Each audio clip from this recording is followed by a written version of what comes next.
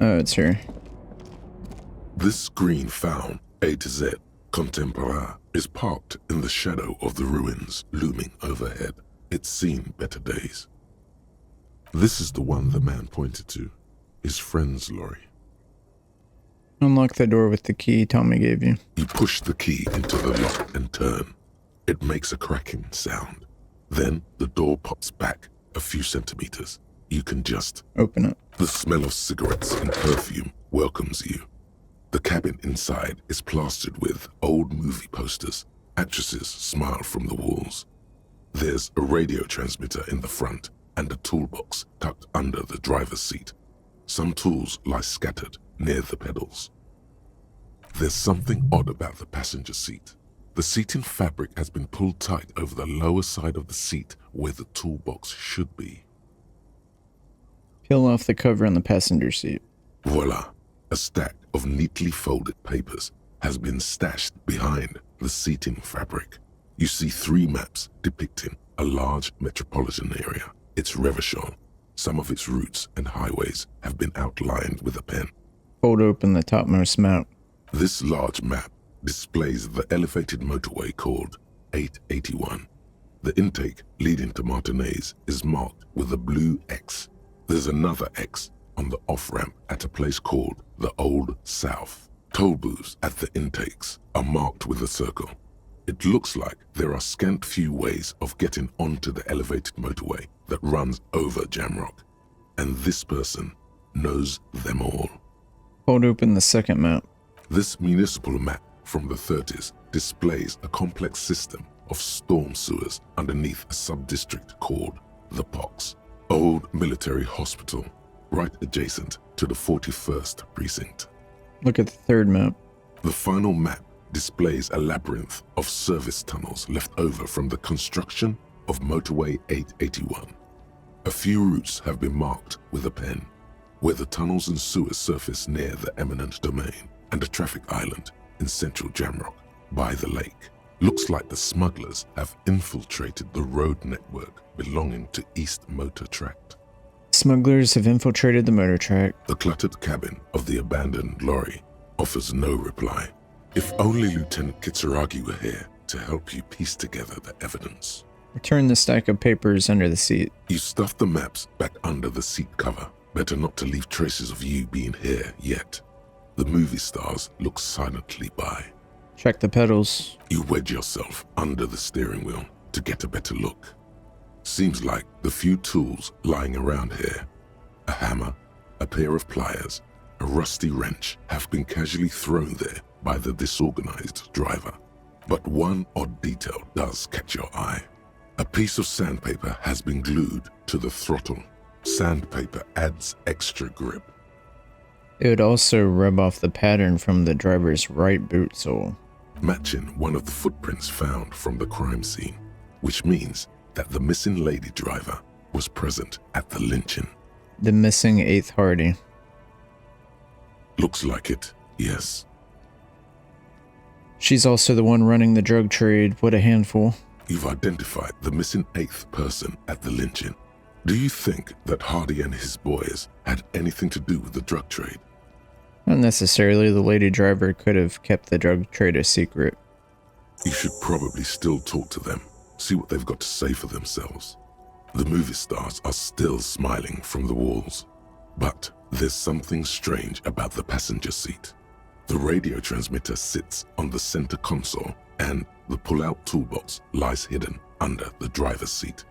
Some tools lie scattered near the pedals. Admire the posters. These are movie posters featuring starlets from long-forgotten films from the 20s, the teens, even the 90s of the last century. One of them particularly catches your eye, a centerfold of an ingenue attached right above the back seat. There's definitely perfume in the air. It's spicy with a hint of amberette wafting through the bitter air of the cabin. What's that smell? The remnants of a sweet juniper-scented perfume, probably Grenade No. 5. Level up perception and hand-eye coordination. Study the centerfold. The actress is draped in a sheath dress, one of her shoulders bared. The faded remains of an autograph run across the poster. She's looking past the camera. This is Tip Tijon, a starlet from the dawn of cinematography, less known for her talent than her tragic, untimely death. What happened to her? She wasted away in a drug den called the Door to the River, not far from here on Boogie Street, a mixture of cocaine and morphine. She was afraid of the world and the camera too. Enough of the posters. The actresses and the rear actor all smile you a warm goodbye. A radio transmitter is attached to the dashboard and a toolbox sits under the driver's seat. Sam, pull out the pull-out toolbox. A metallic drawer slides out from the seat. It's empty, except for a folded newspaper. Unfold it. It's an issue of Périphérique from last Wednesday. A piece of paper falls out from its pages. Pick up the note. It looks like an article ripped out from a radio enthusiast magazine. Complex mathematical equations explain the basics of something called the Ulan frequency system. Push in the pull-out toolbox. The pull-out toolbox slides back into its nest. The rest is as it was. Posters, a radio, dust on the windows. Examine the radio. Looks like the frequency dial is absent. It requires a key to work, but the key has been removed, likely by the missing lady driver. The peculiar frequency tableau indicates that at least 128 stations have been saved on this radio. Is there anything I can do with this radio? Not without the dial key, no. Why would anyone need so many? Unclear. For contacting an entire fleet of lorries, for example. This must be the nerve center of a well-organized operation. The smell of 1,000... You close the rusty old lorry door. Your job here is done. Alright. Now we can go ask the Hardys about this.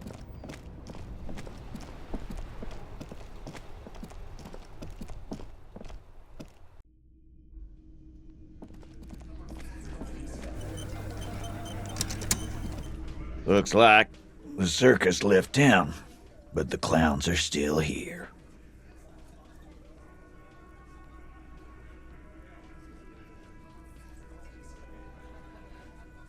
Still haven't explained the bullet I found in the hangman's head. You still on about that bullet? A bullet in a hangman's head. You're right, Copper. That is mighty curious. If you hanged him, how did it get there? Well, there are so many bullets in the world, and so many heads. I guess it's only logical. At some point, one of them bullets had to end up in one of them heads. It's bound to happen again, you know? Just statistically speaking, of course. Sire, it would be an event most dramatic if you were to produce the bullet and dangle it before their very eyes. Why was this show them the bullet in the victim's head? Wow! He's got it in a real evidence bag and all! Why don't you go home and log it into evidence? These men have told you what happened. I think the hanging was a cover-up for the shooting. You know what I think? I think he was shot in the head as a kid, and his brain grew around the bullet. Around the bullet, man. That's a good one. All the goofing around is to avoid lying. It's a technique. They're only pretending to enjoy this. Beneath the act, they don't like you knowing this. Don't worry, I'll figure it out. Never been worried in my life, lawman. It's not like you blew it wide open, but there's a little crack in there, somewhere. Connected you to the local drug trade. Like hell you have. There is no local drug trade. This place is as clean as a rifle. Go back to Jamrock and ask the local junkies how clean your streets are in Precinct 41 kilos. Right, there is no local drug trade except you. That's a mighty interesting theory. I guess that's what you would need to do, theoretically. A big, strong state-run monopoly would outcompete the runts on the street. Yeah, man. Theoretically, that's what you would do. To get rid of the gangs, the dealers, even some of the junkies. You would need good, trustworthy people to take their place, of course. Hardy men to run such a monopoly. For the good of the community, of course. At least you have some control over it. Thank you. Theoretically, of course. Thank you. Theoretically. He seems genuinely surprised at your response, in a good way. Titus, I'm amazed. Where is the same professionalism when it comes to other topics? You're doing great. I hardly have to interfere at all. I don't know, Lizzie. I guess theoretical things don't make me emotional. Now, was there anything else? I was sorta gonna get my brewski on. The 8th Hardy, the one who's missing, she runs the thing, right? My answer is, fuck off. Mind your own business. There is no 8th Hardy. I run this goddamn scene. Finally, you got something out of him. This could prove useful in the future. And here we go. Back to the usual. I know! Fatty walked on all fours. He's so fucking fat he left 2 sets of footprints. Go fuck your mom, Dennis. That's more like it, boys. You heard him. It was Angus on all fours. Anything else you need to know? Talk about the hanging. Again. Good one, Titus. About fucking time.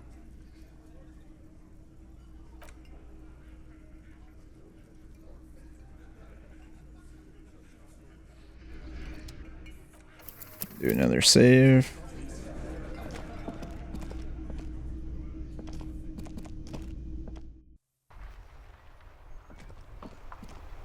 Let's go see if Joyce will talk to us now. There's something down there. What is this talking about? The basement over here?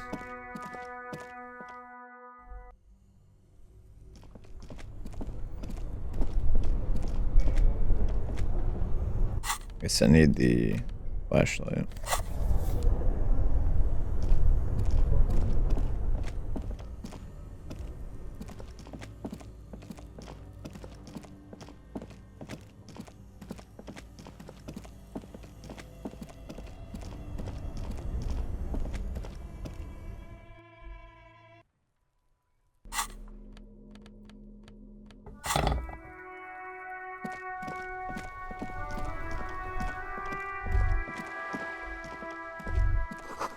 Book is titled Man from Hyemno on the Wildfire.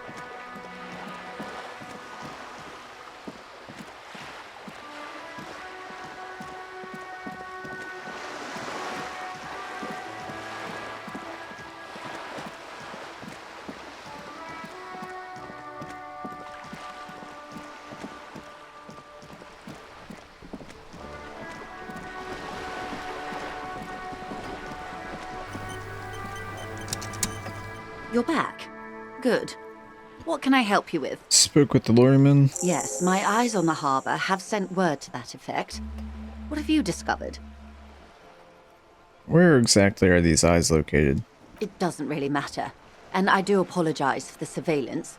Wild Pines can't afford to be blind at a time like this. One of the tall buildings overlooking the roundabout, most likely. That would give them a read on the entire quarter. In any case, it's a relief to know someone has looked into it. If I may ask, will there be an official investigation? I assume you discovered there is an operation. There will be an investigation, that's all I can say. Okay. I thank you for sharing that much with me. My employer thanks you as well, in any case. You've held up your end of our arrangement. Now it's my turn. I wouldn't normally break protocol like this, but the situation demands it. If you don't solve this murder, I'm afraid we may have a bloodbath on our hands. What do you mean? Yes. I'm afraid this strike may descend into a small-scale civil war, with possible consequences for all of Rivershoal West. I need your testimony.